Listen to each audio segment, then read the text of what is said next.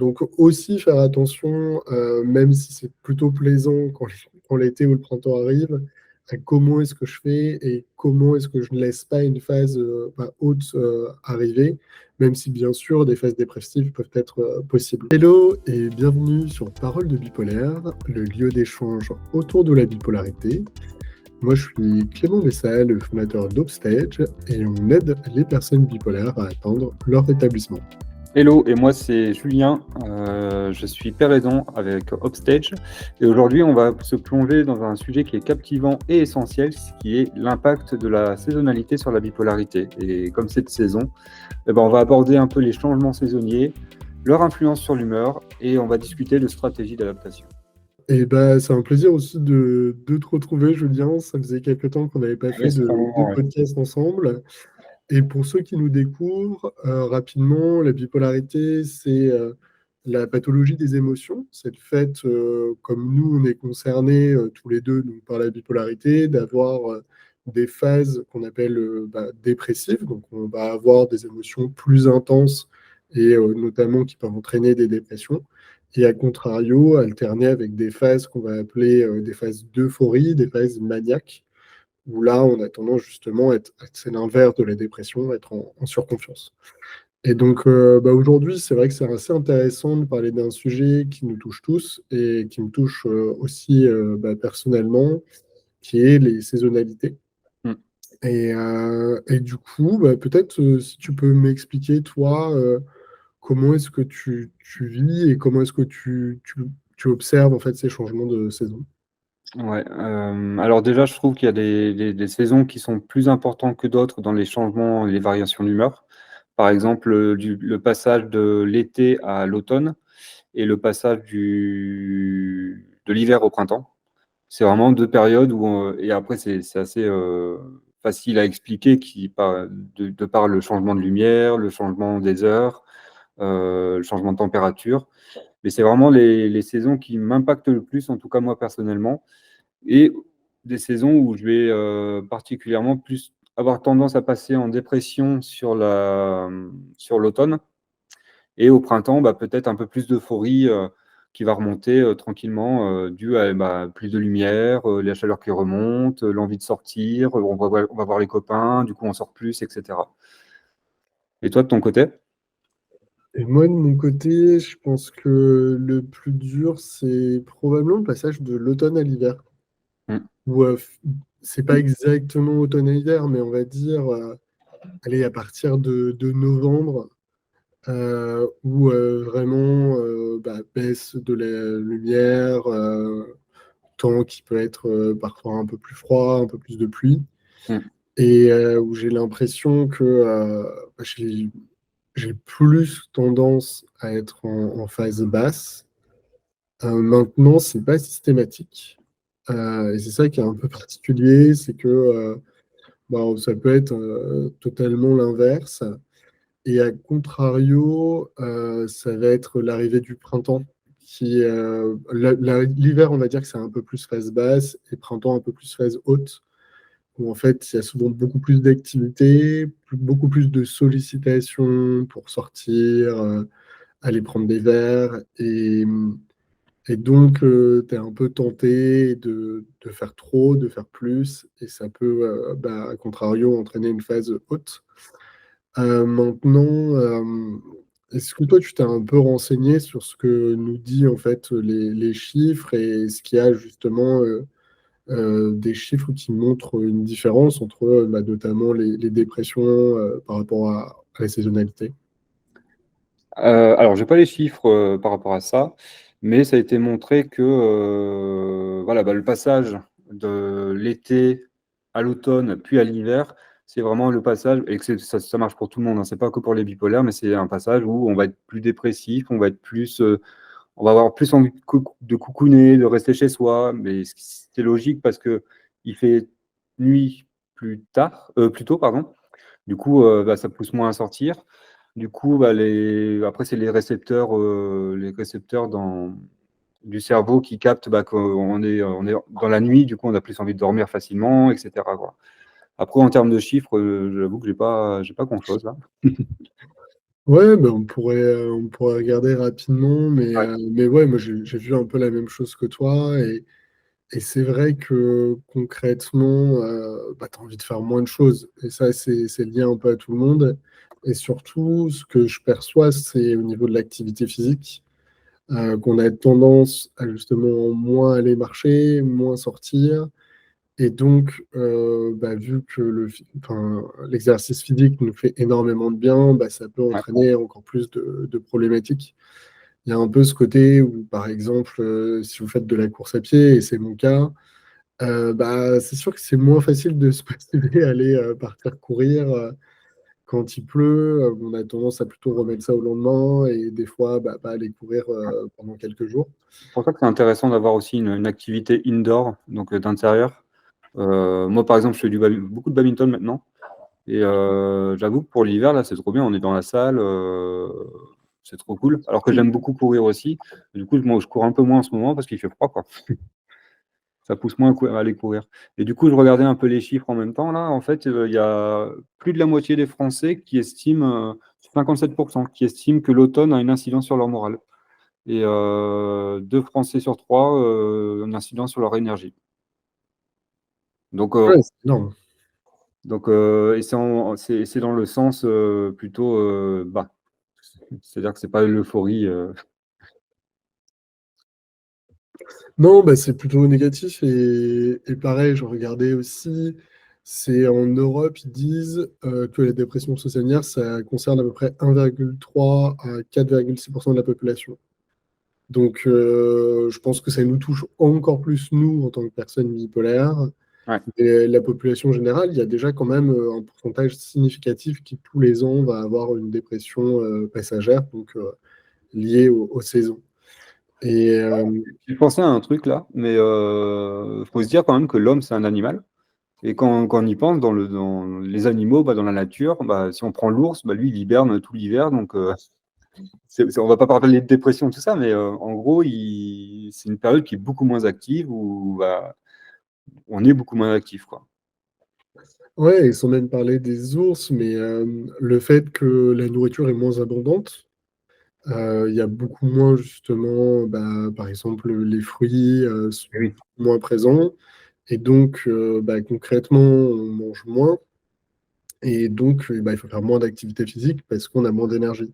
Sauf que parce que on est dans un monde où bah, on a toujours de la nourriture à profusion qui viennent de différentes régions, des fois on s'en rend pas vraiment compte.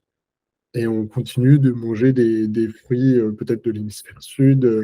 Enfin, je pense à des choses assez simples, mais manger des bananes ou en fait, on en mange toute l'année, quelle que soit la saison. On ne se rend pas compte qu'en fait, il ne devrait pas y en avoir, particulièrement en hiver. C'est vrai que je pense que bah, justement, on parle d'un sujet et je pense qu'il peut être intéressant de creuser, qui est notamment tout ce qui est nourriture et alimentation. Parce que il me semble personnellement que ça a un grand impact sur la saisonnalité et sur bah, justement mes phases, donc que ce soit des phases hausses ou des phases basses. Et la saisonnalité, au final, c'est assez lié à ce qu'on mange. Et moi, je me rends compte, par exemple, que bah, le fait de manger beaucoup de vitamines évite, bah, par exemple, un peu plus les déprimes. Et toi, au niveau justement de l'alimentation, enfin, comment tu vois les choses? Est-ce que tu changes ton alimentation par rapport aux saisons? Oui, bah oui. Forcément, l'été, on a beaucoup plus de légumes, c'est beaucoup plus des tomates, enfin des légumes fruits. Et alors que l'hiver, on va plutôt être sur des légumes racines, des carottes, des patates, machin. Et clairement, ça change l'humeur dans le sens où on va manger des choses qui sont beaucoup plus lourdes. On va manger l'été des choses qui sont beaucoup plus légères. Et du coup, on va se sentir plus léger. Et alors que l'hiver, c'est l'inverse, on va se sentir plus lourd. On va rajouter du fromage. Enfin, et c'est aussi parce que ça pousse à réchauffer le corps, le fait de manger ce genre de choses. C'est réconfortant aussi, manger du gras, etc. Et du coup, ça a forcément un impact sur l'humeur. Et donc, du fait que, comme on change de saison, on va changer d'alimentation, et ben ça, du coup, on va changer notre humeur. Ça va changer notre humeur. Je vois que Voltaire, là, enfin, Voltaire, pardon, ça me fait vraiment marrer.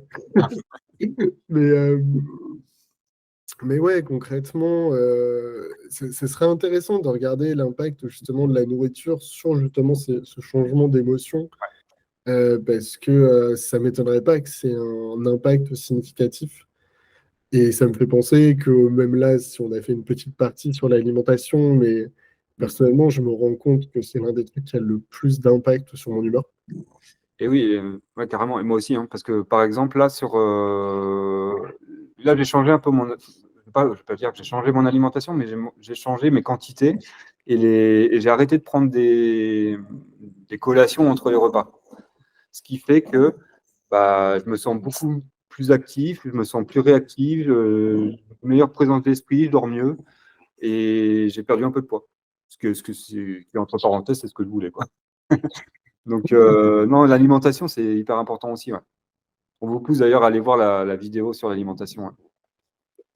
Et clairement, si on parle de saison, il y a aussi un autre changement qui est hyper important qu'on a commencé à évoquer, c'est la lumière. Et notamment la lumière du soleil et l'impact que va avoir la lumière du soleil sur notre humeur. Mm.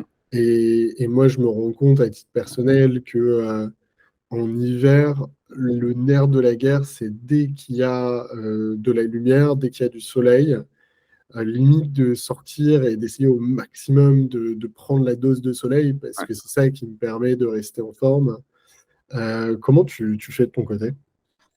Ouais, comme tu dis, c'est vraiment et je dirais même pas que le matin. Oui, le faire dès le départ, le plus tôt possible le matin, mais le faire le plus souvent possible aussi dans la journée. Moi par exemple, déjà, bah, comme j'ai mon chien, lui, là, le petit zigoto, bah, je le sors 3 fois par jour, 45 minutes. Après, tout le monde n'a pas l'occasion de sortir autant, mais déjà, ça me fait 3 sorties dehors pendant 45 minutes. Et même s'il pleut, j'y vais. Du coup, ça me permet vraiment de prendre la lumière, de prendre l'air frais de dehors. Et après, même quand je n'ai pas Voltaire, au final, j'aime beaucoup me balader quand même. Donc, il me pousse à me balader plus. Donc, d'où l'importance. Je ne sais pas si on avait fait un épisode sur les animaux, peut-être pas. Non, on n'en a jamais fait. Et au final, il y a de plus en plus d'études que j'ai vu passer qui montrent justement l'impact positif Ouais, d'avoir notamment un chien sur son humeur. Parce que bah, ça oblige à faire des balades. Mais même un animal domestique de manière générale, le ouais, fait ouais, d'avoir ouais. de la compagnie, de pouvoir avoir quelqu'un qui nous aime inconditionnellement. Et c'est vrai qu'il y a pas mal de choses là-dessus.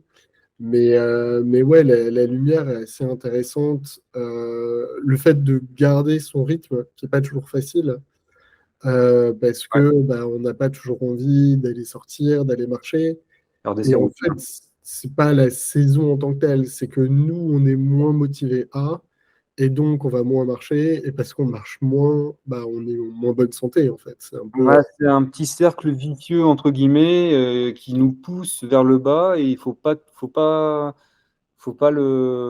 se laisser aller à ce tirage vers le bas en fait. Faut essayer de tenir. Je pense que le plus important c'est le départ et après quand on tient au début et puis après ça tient sur le long terme quoi. Mais faut essayer de tenir quoi.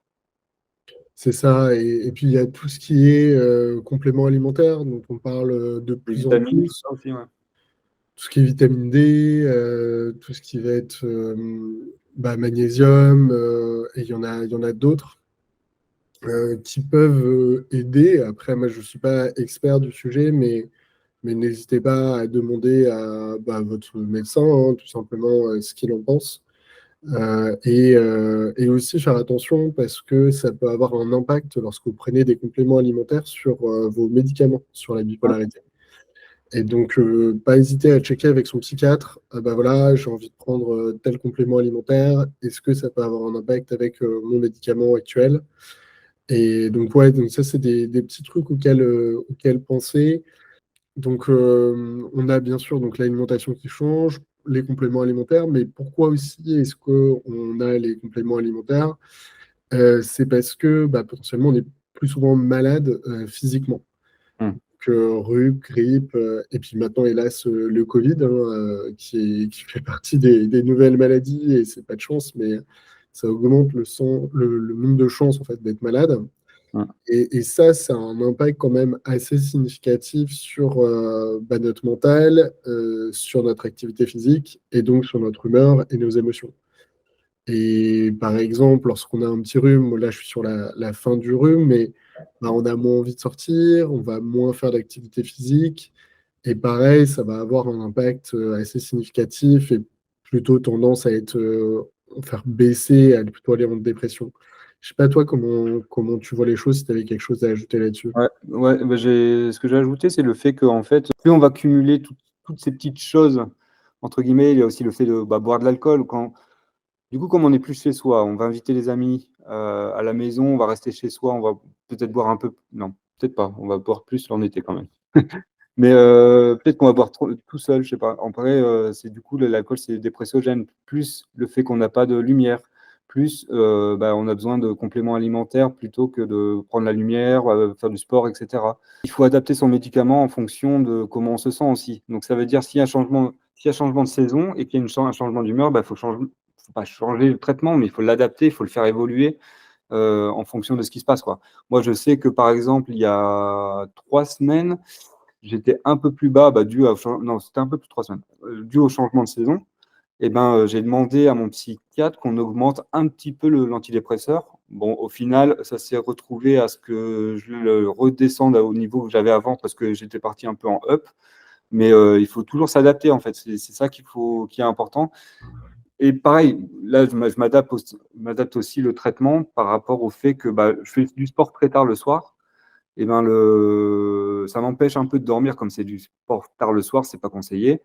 Et derrière, je prends je sais pas, c'est pas un somnifère, mais c'est un truc qui favorise l'endormissement. Et ça me permet de garder mes rythmes de sommeil, par exemple. Donc, il faut toujours adapter ses médicaments et son traitement, quoi.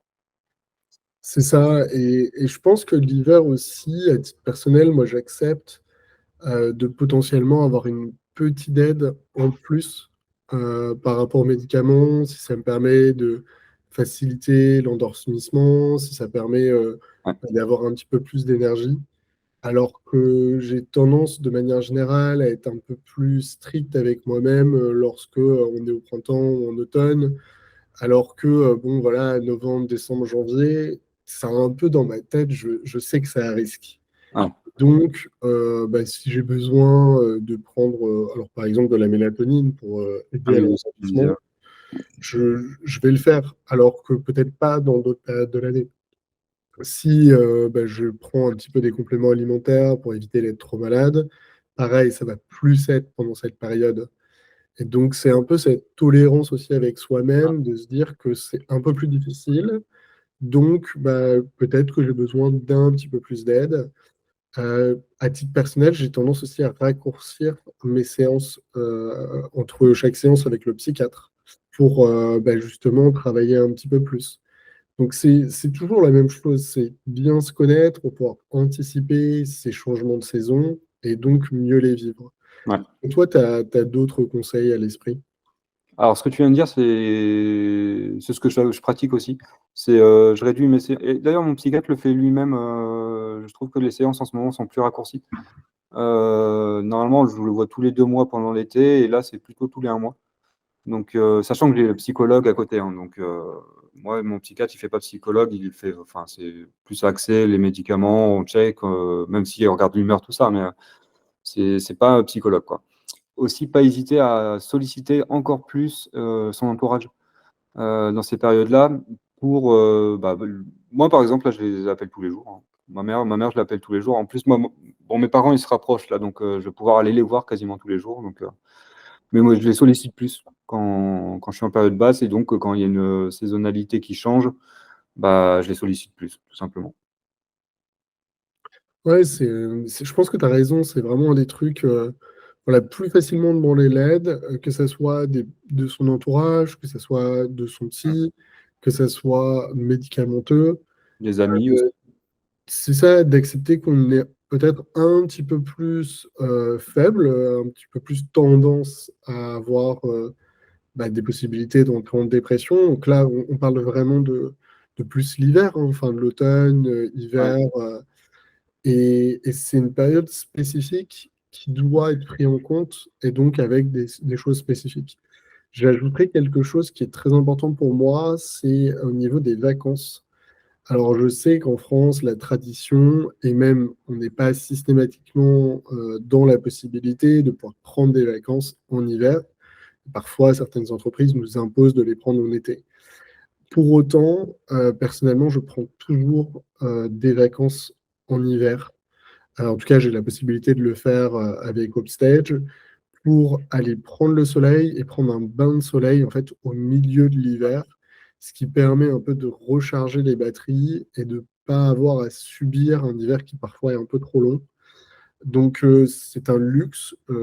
J'ai beaucoup de chance, mais en tout cas, c'est aussi le but du podcast Parole de Bipolaire, c'est de partager un petit Mm. peu ce que nous, en tant que personnes concernées, on met en place pour gérer ça et ne pas hésiter à le faire. Alors là, on peut parler d'un pays à l'étranger, mais ça pourrait très bien l'être aller en montagne au ski. Il y a quand même généralement un ensoleillement qui est plus important.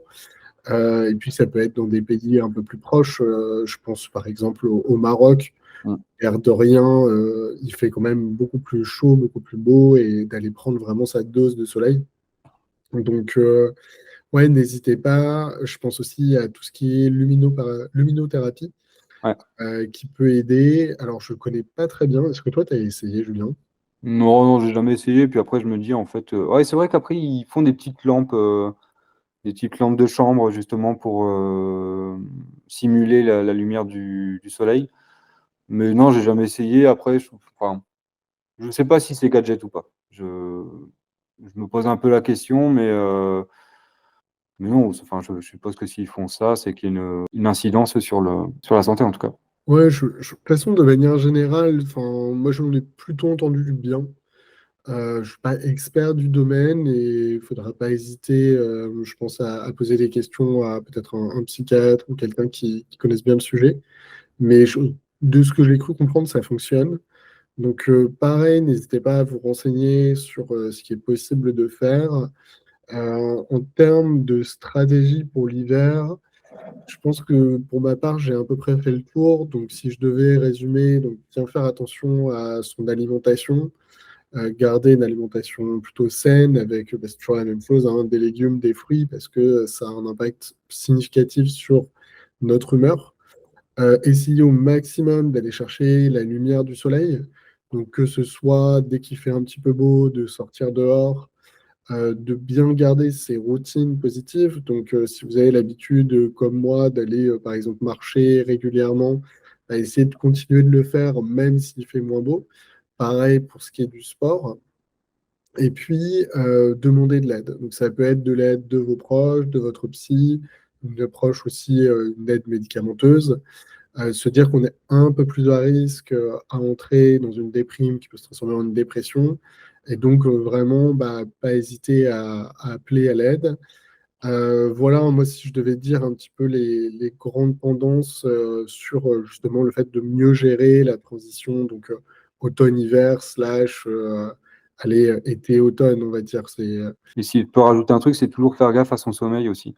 C'est qui est d'ailleurs un signe annonçateur d'une phase, hein. Mais toujours essayer d'avoir le sommeil le plus régulier possible en termes de temps et en termes de routine de sommeil. C'est-à-dire en termes de bah, je me couche à 22 heures, et bah, essayer de le garder à plus ou moins une demi-heure près, toujours la même heure de coucher et de lever, quoi. Ouais, je suis entièrement d'accord. De toute façon, le sommeil, on en a parlé, mais Ouais.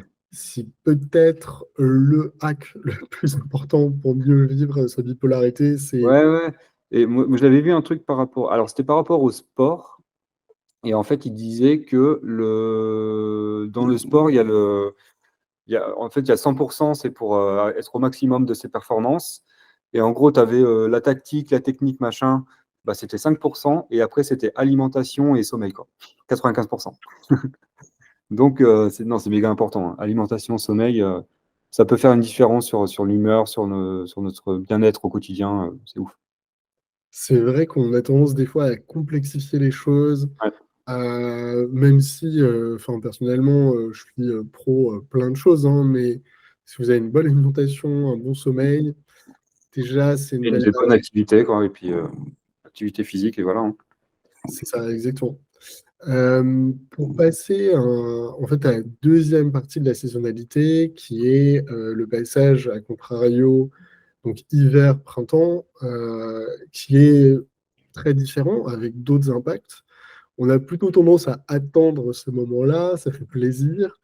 Pour autant, il y a aussi d'autres risques qui sont un peu les risques inverses, qui est de déclencher une phase haute. Comment est-ce que toi tu fais par rapport à à ce changement? C'est vrai que je l'apprécie un peu plus, vu qu'on on part plus vers le haut, donc c'est plus sympa.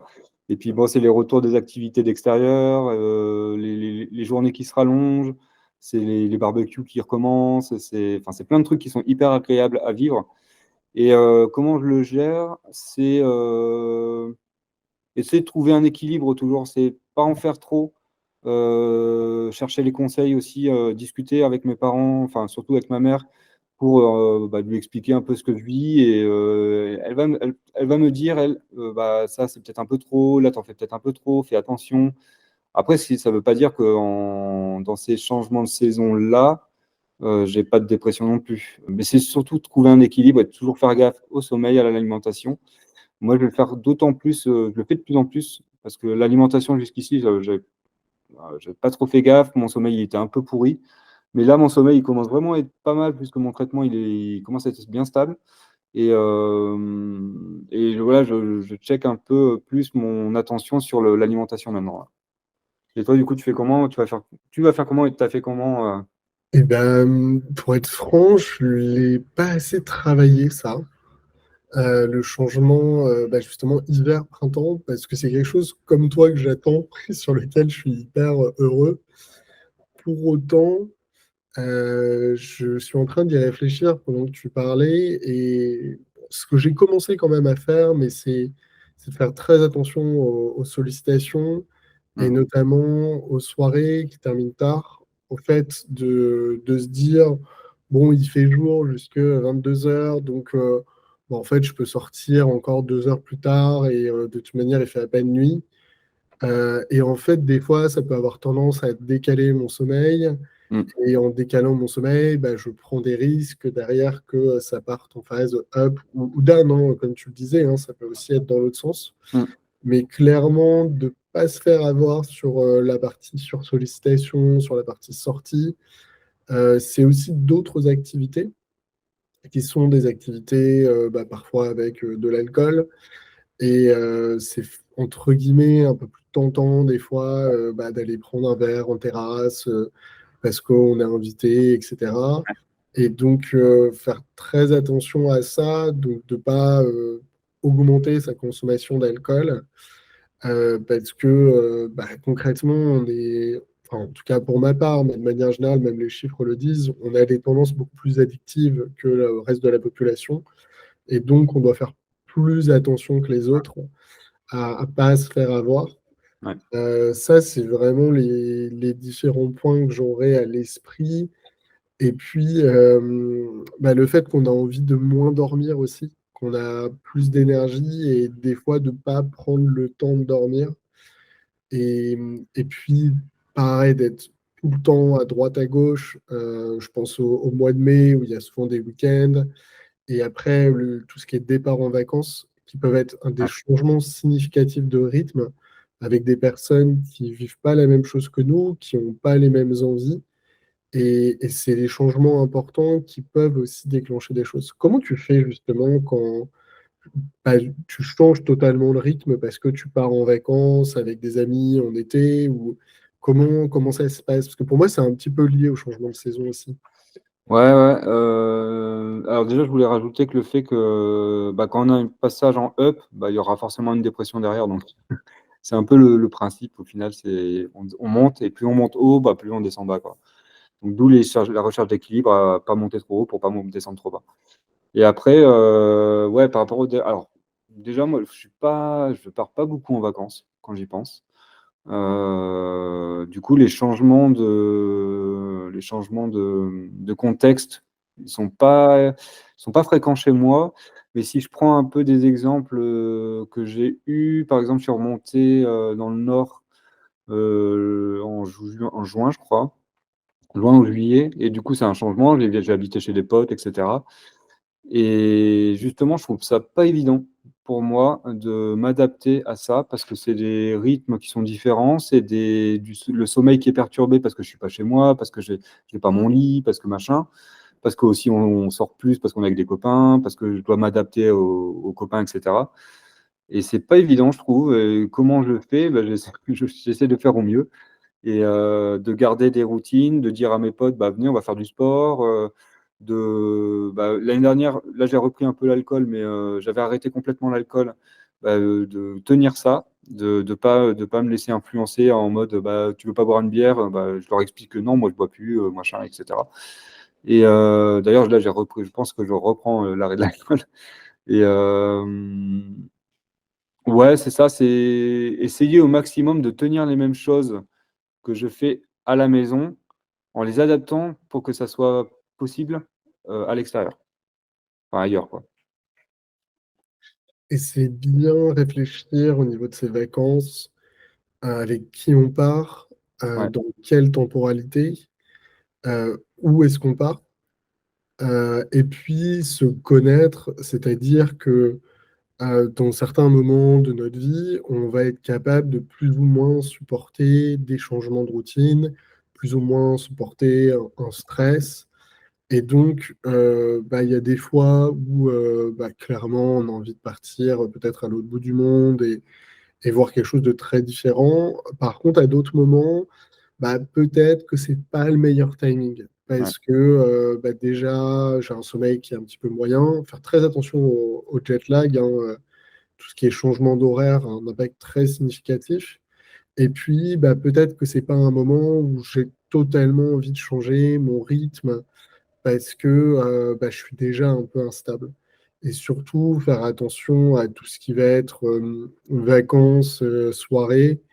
Ça a pu m'arriver par le passé et où en fait des amis qui me proposent de partir, bon, je peux le citer, hein, c'était en Croatie. Et en fait, j'étais pas sur la même longueur d'onde. Mm. Il y avait une attente qui était beaucoup de sortir assez tard et de consommer de l'alcool, alors que moi, c'était pas la manière dont je concevais les vacances. Et donc, ce changement de rythme peut avoir des impacts un petit peu dangereux. Mm. Alors, ça s'est plutôt bien passé parce que j'étais dans une période où j'étais stable, enfin, c'est jamais stable à 100%, mais où j'étais plutôt stable. Maintenant, ça aurait été dans une période où j'avais tendance à être un peu en up, ça aurait pas été la même chose et ça aurait pu être beaucoup plus dangereux et déclencher derrière une phase maniaque. Donc, ouais, bien réfléchir à ça, je pense, et c'est lié aux saisons, parce qu'au final, c'est les saisons qui entraînent aussi ça. Mais clairement, oui, de ne pas considérer que c'est gagné, on arrive au printemps, j'ai plus besoin, entre guillemets, de gérer mes routines, tout va bien se passer, le soleil va londer. C'est aussi, ouais, le tendance de se laisser aller. Je ne sais pas si toi, ça peut t'arriver justement de voir ce côté un peu relâchement pendant l'été, par rapport à ces routines. Ouais, si. Après, j'ai des périodes où j'ai vraiment envie d'en faire plus et des périodes où j'ai envie d'en faire beaucoup moins. Et après, globalement, je les tiens quand même pas mal, mes routines, quand j'y pense. Mais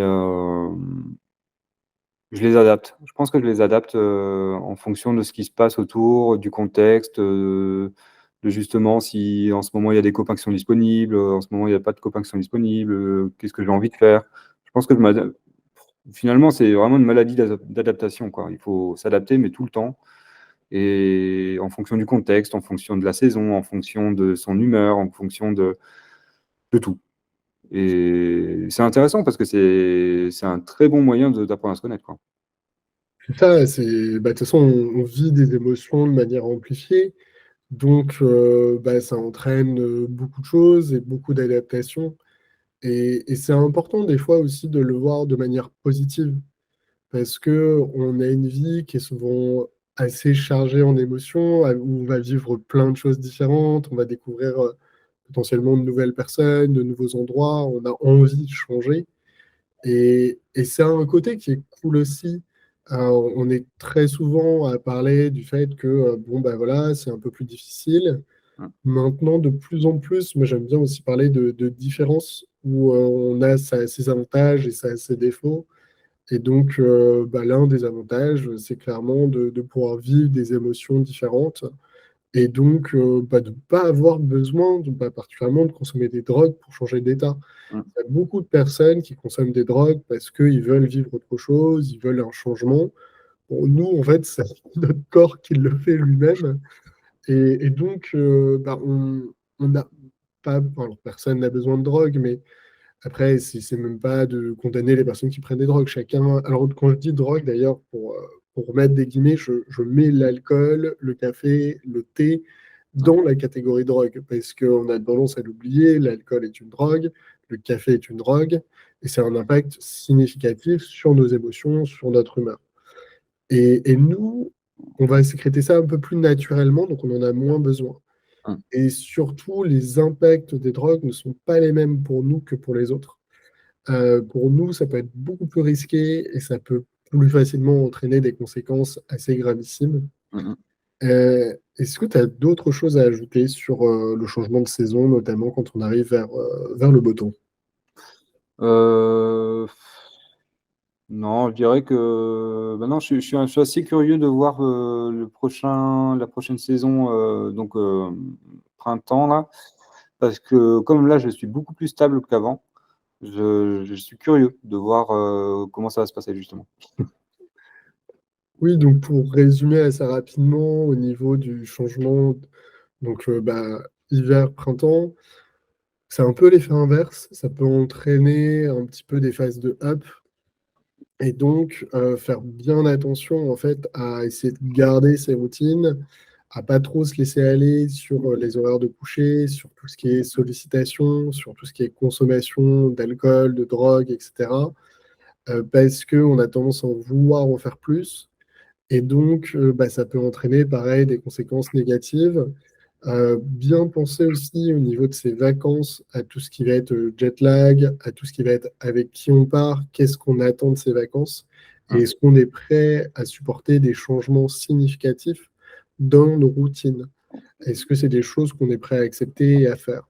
Donc aussi faire attention, même si c'est plutôt plaisant quand l'été ou le printemps arrive, à comment est-ce que je fais et comment est-ce que je ne laisse pas une phase haute arriver, même si bien sûr des phases dépressives peuvent être possibles. Euh, Est-ce que, à la limite, on a fait un peu le tour pour moi par rapport aux deux grandes saisonnalités. Est-ce que tu avais autre chose que tu avais envie de partager? non, bah si vous avez d'autres expériences à nous faire partager, vous pouvez les mettre en commentaire. Vous pouvez nous dire un peu comment vous vivez les changements de saison. Vous pouvez aussi vous abonner, hein, bien sûr. Mettre un petit pouce bleu aussi, c'est cool. Et non, j'ai pas grand-chose à rajouter. Faites gaffe au sommeil, c'est hyper important, aux routines. Partagez avec votre entourage pour avoir du soutien et suivez le traitement, adaptez votre traitement en fonction de ce que vous vivez, quoi. Super, merci beaucoup Julien, c'était un plaisir de refaire l'épisode ensemble et ce sera pas le dernier. Et puis à très bientôt tout le monde. Ciao. Allez, ciao! Pour trouver toutes les informations autour de la bipolarité, je vous donne rendez-vous sur notre site internet hopestage.com, HOPESTAGE.com, et je vous dis à très bientôt.